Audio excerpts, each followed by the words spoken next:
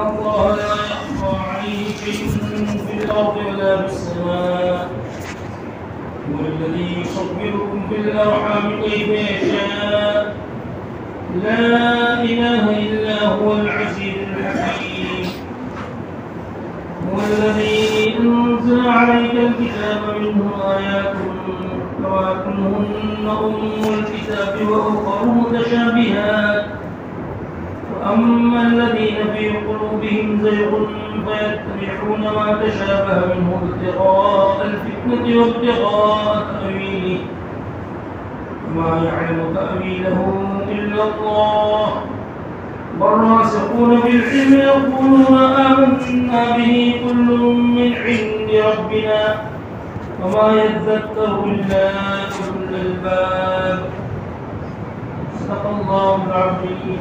اوپر کی آیات میں اللہ تبارک و تعالیٰ کی معبود ہونے کا دعویٰ فرمایا. اللہ لا الہ الا ہو، یہ عبادت کے لائق سوائے اللہ کے کوئی نہیں. اب جب کسی چیز کا دعویٰ ہوتا ہے تو اس کی دلیل کا ہونا بھی ضروری ہے. اس لیے اللہ تبارک و تعالیٰ اپنے معبود ہونے کے دعوے کے ساتھ ساتھ دو دلیلیں عقلی لائے، حی اور قیوم، کہ انسان حیات دائمی اور صفت قیومیت کے ذریعے سے جان لے کہ اللہ تبارک و تعالی عبادت کے لائق ہے. اسی لیے کہ جو ہمیشہ ہمیں زندہ نہیں رہ سکتا اس کی عبادت نہیں کی جا سکتی، لہذا حضرت عیسیٰ علیہ السلام عبادت کے لائق نہیں. اسی طریقے سے جو دوسروں کو سنبھال نہ سکتا ہو بلکہ اپنے سنبھلنے میں دوسرے کا محتاج ہو وہ بھی معبود نہیں ہو سکتا ہے. لہذا حضرت عیسیٰ علیہ السلام اپنے پلنے اور بڑھنے میں دوسروں کے محتاج ہے، لہذا وہ بھی معبود نہیں ہو سکتے. اور یہ صفت اللہ تبارک و تعالیٰ کی ہے، لہذا اللہ تبارک و تعالیٰ عبادت کے لائق ہے. اس کے بعد آگے اور دو صفات عقلی کا بیان، دو صفات نقلی کا بیان فرماتے ہیں. ان اللہ لا یخفی علیہ شیء فی الارض ولا فی السماء، بشک اللہ تبارک و تعالیٰ اس پر کوئی چیز پوشیدہ نہیں ہے زمین میں اور نہ آسمان میں. وہی ذات ہے جو ماں کے پیٹ میں تمہاری صورتوں کو بناتا ہے جس طرح چاہتا ہے، اس کے سوا کوئی عبادت کے لائق نہیں، وہ زبردست حکمت والا ہے. ان دو آیت کریمہ کے اندر ایک تو صفت علم کو ثابت کیا اور دوسرا صفت قدرت کو ثابت کیا. یہ تو نقلی دلیل اللہ تبارک و تعالیٰ نے پیش فرمائی کہ ہر چیز کا جاننے والا اللہ تبارک و تعالیٰ ہے. اللہ سے کوئی چیز آسمان و زمین میں مخفی نہیں. مزید اللہ تبارک و تعالیٰ کی قدرت تو ایسی ہے کہ ماں کے پیٹ میں جس طرح جیسی چاہے ایسی صورتیں اللہ تبارک و تعالیٰ بناتا ہے، اور کوئی ذات ایسی نہیں کہ جس طرح صورت چاہے جب چاہے جس وقت چاہے جو صورت چاہے وہ بنا سکے، ایسی طاقت کسی کی نہیں ہے.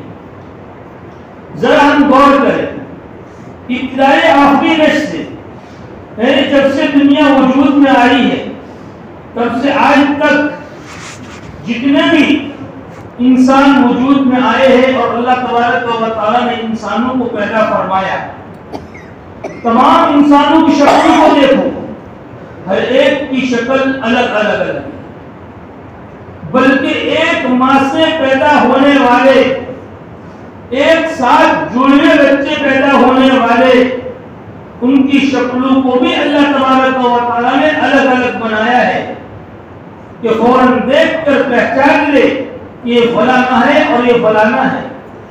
یہ اللہ کی عجیب کاریگری ہے، اللہ کی عجیب قدرت ہے کہ ایک ہی کارخانے سے نکلنے والے تمام کے تمام اور ایک ہی پیٹ سے جننے والے تمام کے تمام سب کی شکلیں الگ الگ ہیں. ہم ذرا غور کریں، کارخانوں سے جو برتن بنتے ہیں، کارخانوں سے جو اشیاء بنتی ہیں، وہ چیزیں اور وہ برتن ایک ہی طرح کے کتنے سارے بنتے ہیں کہ ہم اس کو پہچان نہیں سکتے. ارے ہم جب ہماری ڈیری پر دودھ لے کر آتے ہیں تو برنیاں گل مل جاتی ہے تو پہچان نہیں سکتے میری یہ جو فلانی ہے نام نہ ہو تو. اور اللہ تبارک و تعالی نے کتنے لوگوں کو پیدا فرمایا ہے، لیکن کسی کی شکل آج تک ایسی نہیں کہ جو ایک جیسی نہیں ہو.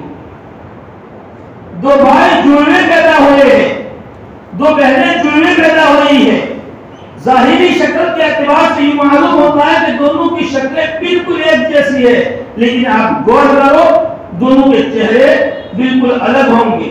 کوئی نہ کوئی اس کے اندر فرق ضرور بے ضرور ہوگا. یہ اللہ تبارک و تعالیٰ کی قدرت ہے. هو الذي يصوركم في الارحام كيف يشاء، کہ ماں کے پیٹ میں جس طرح چاہے وہ صورتوں کو بناتا ہے، عجیب عجیب صورتیں. کسی کو اللہ تبارک و تعالیٰ کالا بناتا ہے، کسی کو اللہ تبارک و تعالیٰ گورا بناتا ہے، کسی کو اللہ تبارک و تعالیٰ میڈیم بناتا ہے، کسی کی ناک کو اللہ چپٹی بناتا ہے، کسی کی ناک کو اللہ تبارک و تعالیٰ اٹھی ہوئی بناتا ہے. اگر دنیا میں گھوم کر ہم دیکھیں کسی ملک کے رہنے والوں کے چہرے ایک جیسے نظر آتے ہیں، کسی دوسرے ملک کے رہنے والوں کے چہرے ایک جیسے نظر آتے ہیں، لیکن ان چہروں میں کتنا فرق ہے. یہ تو ہے اللہ تبارک و تعالیٰ کی قدرت. اب جب اتنی طاقت والا ہو، اتنی قدرت والا ہو، اور جس کا علم اتنا وسیع ہو، جو ہمیشہ سے ہے اور ہمیشہ رہنے والا ہے، جو سب کو سنبھالنے والا ہے، ایسی ذات ہی عبادت کے لائق ہے اور وہی ذات معبود بننے کے لائق ہے. دوسرا کوئی معبود بننے کے لائق نہیں. هو الذي انزل عليك الكتاب منه آيات محكمات هن أم الكتاب وأخر متشابهات. وہ ذات جس نے آپ پر کتاب کو اتارا، اس میں بعض آیتیں محکم ہیں، وہ کتاب کی بنیاد ہے، اور کچھ دوسری پیچیدہ ہے، وہ اخر متشابہات، متشابہات پیچیدہ ہے. فَأَمَّا الَّذِينَ فِي قُلُوبِهِمْ زَيْغٌ، بہرحال وہ جن لوگوں کے دلوں میں کٹی ہے، ٹیڑھاپن ہے، بس وہ ان آیتوں کی پیروی کرتے ہیں جو پیچیدہ ہے اس میں سے،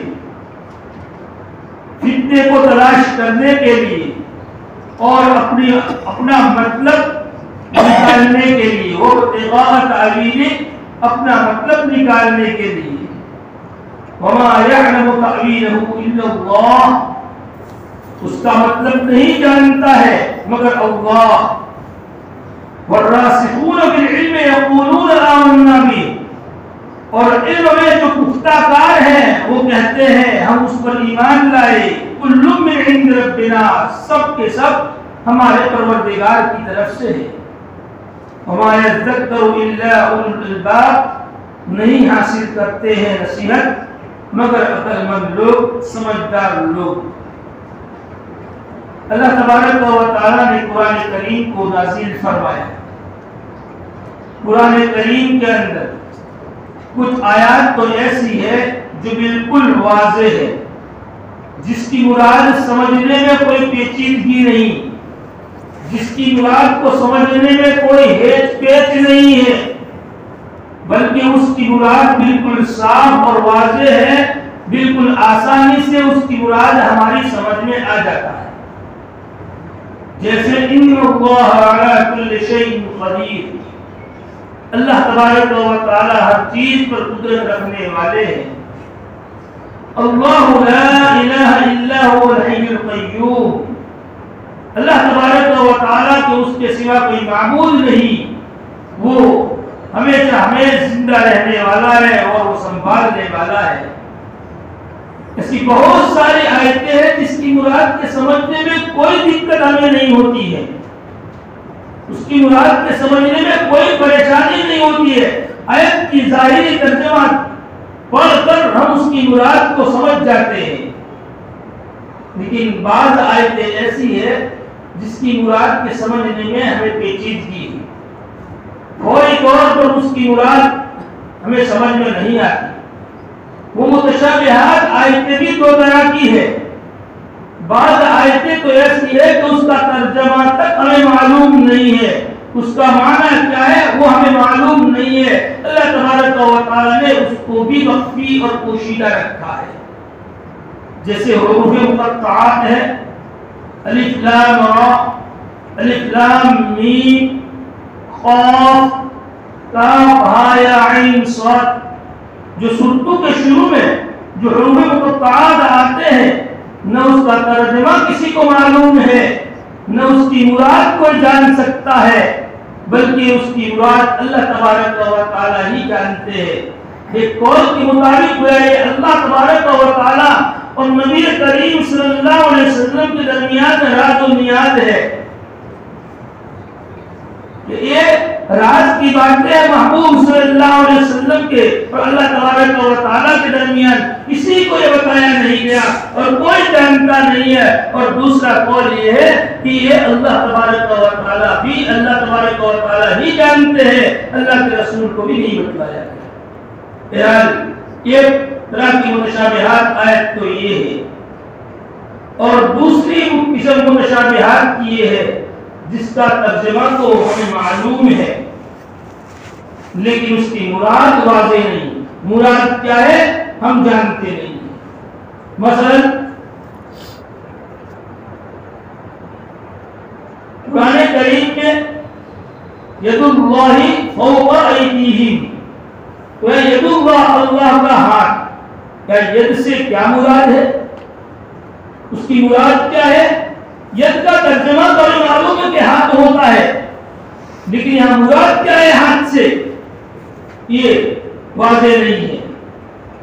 اسی طریقے سے وَيَبْقَى وَجْهُ رَبِّكَ ذُو الْجَلَالِ وَالْإِكْرَامِ، وَيَبْقَى وَجْهُ رَبِّكَ، تیرے پروردگار کا چہرہ باقی رہے گا۔ یا وجہ کا معنی تو معلوم ہے کہ چہرہ ہے، ترجمہ تو معلوم ہے، لیکن مراد کیا ہے یہاں وجہ سے یہ واضح نہیں ہے۔ اسی طریقے سے اور بہت سی ایسے آیتیں بعض علماء نے فرمائے، جیسے اقیموا الصلاۃ وآتوا الزکاۃ، یا اکمال ہے یا پورے طور پر صلاۃ کی تشریح نہیں فرمائی ہے، زکوٰۃ کی پورے طور پر تشریح قرآن کریم میں اللہ تبارک و تعالی نے نہیں فرمائی ہے، اس کی مکمل تشریح مکمل وضاحت نبی کریم صلی اللہ علیہ وسلم نے احادیث مبارکہ میں فرمائی۔ تو بعض آیتیں تو ایسی ہے جس کی وضاحت اور جس کی تشریح اللہ کے رسول صلی اللہ علیہ وسلم نے احادیث مبارکہ کے اندر فرمائی ہے، اور بعض آیتیں ایسی ہے تو جو بالکل اس کی وضاحت نہیں ہے، ترجمہ تک معلوم نہیں ہے، اور بعض آیتیں ایسی ہے جس کا ترجمہ تو معلوم ہے لیکن اس کی مراد معلوم نہیں ہے۔ بلکہ متقدمین یہ فرماتے ہیں، متقدمین علماء کا یہ کہنا ہے ہمیں تو بس اس پر یقین اور ایمان رکھنا چاہیے کہ جس طریقے سے محکم آیتیں اللہ تبارک و تعالیٰ کی طرف سے نازل کرتا ہے اور یہ اللہ تبارک و تعالیٰ نے نازل فرمائی ہے، اسی طریقے سے متشابہات آیتیں بھی اللہ تبارک و تعالیٰ کی طرف سے نازل کرتا ہے۔ جس طریقے سے ہمارے لیے ان محکم آیتوں پر ایمان لانا ضروری ہے، اسی طریقے سے ان متشابہات آیات پر بھی ایمان لانا ضروری ہے۔ اگر ہمارے ایمان میں ان متشابہات کے آیتوں پر ایک رتی برابر کمی آئی تو سمجھو ہمارا ایمان ناقص ہے، ہمارا ایمان ہے ہی نہیں۔ جس طریقے سے محکم آیتوں پر ایمان ضروری ہے اور یقین ضروری ہے، اس طریقے سے متشابہات آیتوں پر بھی یقین اور ایمان ضروری ہے۔ اسی لیے یہ فرمایا کہ یہ محکم آیتیں جو ہے یہ کتاب کی بنیاد ہے، اصل الاصول ہے، مین ہے، واضح ہے، اور جو پیچیدہ آیتیں ہیں کچھ متشابہات ہے، اس میں متقدمین نے یہی فرمایا، ان کا مذہب یہی ہے متقدمین علماء کا اور متقدمین حضرات کا مذہب یہی ہے کہ ہمیں اس کے پیچھے پڑھنا نہیں چاہیے کہ اس سے کیا مراد ہے، اس کا کیا مطلب ہے، اس کے پیچھے ہمیں نہیں پڑھنا چاہیے۔ لیکن متأخرین علماء بعد کے علماء نے جب دیکھا کہ ان متشابہات آیتوں کا سہارا لے کر کچھ لوگ اور ٹیڑے دماغ والے لوگ لوگوں کو گمراہ کرنے کے چکر میں ہیں اور لوگوں کو گمراہ کر رہے ہیں، لوگوں کے عقیدوں کو خراب کر رہے ہیں اور یہ کہہ رہے ہیں کہ یہ کیسا قرآن ہے کہ اس قرآن کے اندر متشابہات اور پیچیدہ آیتیں ہیں جو کہ قرآن سمجھنے کے لیے اتارا گیا ہے۔ ایک طرف تو قرآن کا اعلان ہے ہدی للناس، لوگوں کے لیے ہدایت ہے، اور دوسری طرف قرآن ہی میں ہے وہ متشابہات کہ کچھ پیچیدہ آیتیں ہیں جو سمجھ نہیں پاتے ہیں۔ تو قرآن تو لوگوں کی ہدایت کے لیے جب اترا ہے تو کیسے سمجھ نہ پائے، کیسے لوگوں کے لیے ہدایت کا سامان بنے جب وہ متشابہات آیتیں موجود ہو؟ اس طریقے سے گمراہ قسم کے لوگ، فاسد العقیدہ لوگ جو ہے لوگوں کے ذہنوں کو خراب کرنے کے چکر میں پورے ہوئے ہیں اور لوگوں کے عقیدوں کو بگاڑ رہے ہیں۔ جب متأخرین علماء نے یہ دیکھا کہ لوگ گمراہ ہو رہے ہیں اور گمراہ کرنے والوں کے ہاتھوں میں یہ ہتھیار مل گیا ہے تو انہوں نے ایسا معنی اور ایسی مراد کو انہوں نے بیان فرمایا ہے جو قرآن و سنت کے خلاف نہ ہو، قرآن و سنت سے ٹکرا نہ رہا ہو۔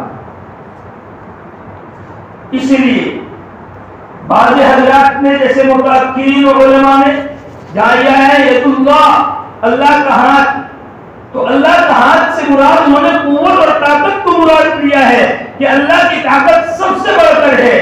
جہاں یہ آیا ہے اللہ تبارک و تعالیٰ کا چہرہ یا اللہ تبارک و تعالیٰ کی ذات کو مراد لیا ہے، ایسے جہاں جہاں ایسے متشابہات کلمے آئے ہیں اس جگہوں پر ان متأخرین علماء نے ایسا معنی مراد لیا ہے جو قرآن حدیث کے عین مناسب ہو، اس کے خلاف نہ ہو، اس سے ٹکرا نہ رہا ہو، ایسا معنی مراد لے کر لوگوں کو گمراہ ہونے سے بچایا ہے۔ اس لیے متأخرین علماء نے اس کی معنی کو واضح فرمایا ہے۔ فَأَمَّا الَّذِينَ فِي قُلُوبِهِمْ زَيْغٌ فَيَتَّبِعُونَ مَا تَشَابَهَ مِنْهُ ابْتِغَاءَ الْفِتْنَةِ وَابْتِغَاءَ تَأْوِيلِهِ، بہرحال جن لوگوں کے دلوں میں کجی اور ٹیڑھا پن ہے وہ پیروی کرتے ہیں ان آیتوں کی جو پیچیدہ ہے اس میں سے، فتنہ تلاش کرنے کے لیے، فتنہ پیدا کرنے کے لیے، وابتغاء تأویلہ اور اپنے مطلب کی نکالنے کے لیے۔ جیسے نصارہ ہے، نصارہ نے حضرت عیسیٰ علیہ السلام کو خدا مانا، اللہ کا بیٹا تسلیم کیا اور اپنے اس عقیدے پر لوگوں کو لانے کے لیے دلیل کے طور پر کیا پیش کر رہے ہیں کہ قرآن کریم میں ہے روح من کلمۃ اللہ کلمۃ من، کہ حضرت عیسیٰ علیہ السلام تو اللہ تبارک و تعالیٰ کا کلمہ ہے، اللہ کی روح ہے، لہذا جو اللہ کا کلمہ اور اللہ کی روح جو ہوتی ہے وہ اللہ کی ذات سے جدا نہیں ہوتی، وہ اللہ اور خدا ہی ہوتی ہے۔ اس طریقے سے ان نصارہ نے، یہ کج دماغ والوں نے، ٹیڑے دماغ والوں نے یہ اس طریقے سے نئی نئی باتوں کو نکالنا شروع کیا۔ یہ پیچیدہ روح من، روح سے کیا مراد ہے، کلمے سے کیا مراد ہے، جو متشابہ تھے انہوں نے حضرت عیسیٰ علیہ السلام کو مراد لے کر لوگوں کو گمراہ کرنا شروع کیا۔ مقصد فتنہ تلاش کرنا، دین میں ایسی بات کو پیدا کرنا جس سے دین مختل ہو کر رہ جائے، دین شکوک و شبہات کے دائرے میں آ جائے، اس لیے ایسی ایسی باتیں دین میں نکالنا کہ دین پر چلنا لوگوں کے لیے آسان نہ ہو بلکہ شکوک و شبہات میں مبتلا ہو جائے اور وہ دین پر آ نہ سکے اور دین پر جم نہ سکے، اور دین اسلام میں اس طریقے رد و پڑاؤ پیدا کر کے لوگوں کو دین سے دور کرنا اور اسلام سے دور کرنے کی بات ہے۔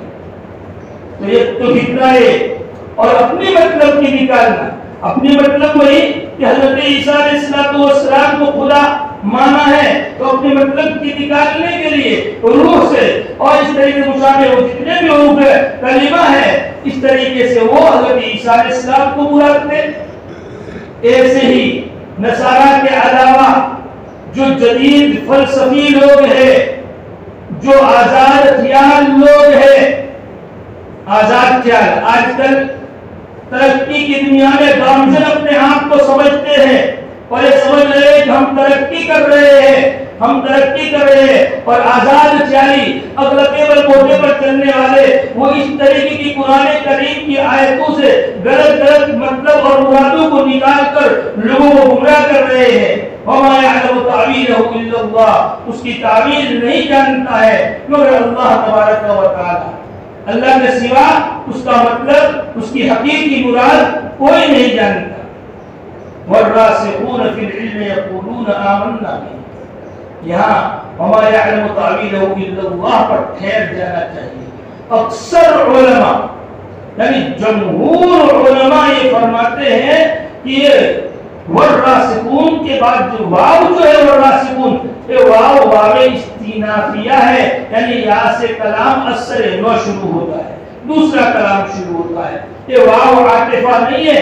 اگر واو کو عاطفہ مانیں گے تو ترجمہ کیا کریں گے؟ اس کی تعویل نہیں جانتا ہے مگر اللہ اور علم میں پختہ کار.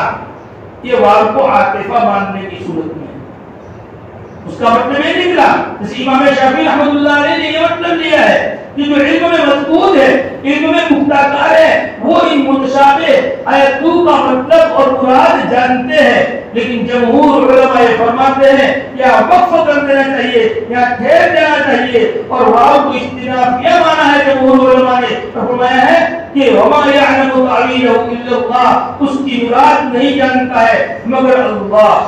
یہاں ٹھہر، پھر آگے بات نہیں شروع ہوتی ہے. والراسخون في العلم يقولون آمنا به كل من عند ربنا، جو علم میں پختہ کار ہے، فسفسا علم والے نہیں ہیں، علم میں گہری سوچ رکھتے ہیں اور علم میں گہرے اور اترے ہوئے ہیں. اللہ تبارک و تعالیٰ نے ان کو علم میں ایک سوچ اور علم میں ایک اللہ تبارک و تعالیٰ نے پہنچ عطا فرمائی ہے. ایسے مضبوط علم رکھنے والے یہاں پر آ کر جب مشابہات آیتیں آتی ہے وہاں اگر اپنے ہتھیار کو وہ خود ڈال دیتے ہیں، جبکہ اللہ نے مضبوط علم عطا فرمایا ہے. تو اپنے علم کے بل بولنے پر کوئی نئے معنی نہیں نکالتے، نئی مرادیں نہیں نکالتے، بلکہ اپنے ہتھیار کو پھینک کر یہ کہتے ہیں یقولون آمنا بہ، ہم اس پر ایمان لائے، یعنی متشابہ آیتوں پر ایمان لائے کہ سب کے سب محکم ہو کہ متشابہ ہو، کل سب کے سب ہمارے پروردگار کی طرف سے. ہمارے ذکر الا اولو الالباب، نئی نصیحت حاصل کرتا ہے مگر نئی نصیحت حاصل کرتے ہیں مگر سمجھدار اور عقل مند لوگ.